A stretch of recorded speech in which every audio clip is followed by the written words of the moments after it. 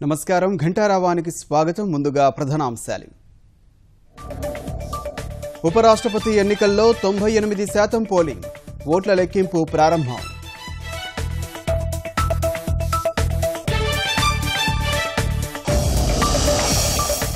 మరో గంట సేపట్లో ఫలితాలు ప్రకటించే అవకాశం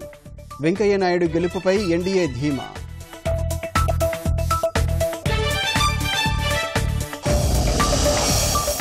జగన్ వ్యాఖ్యలపై కొనసాగుతున్న దుమారం మండిపడ్డ మంత్రులు పలు చోట్ల నిరసనలు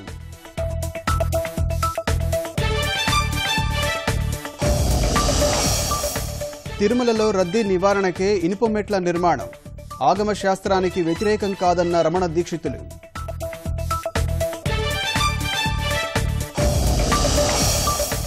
విజయవాడ రైబస్ కాల్వలో సూర్యకుమారి ద్విచక్ర వాహనం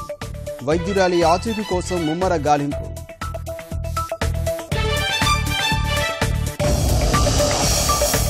ఉత్తరాఖండ్లో వరద బీభత్సం భాగేశ్వర్లో లోయలోకి జారిపడ్డ బస్సు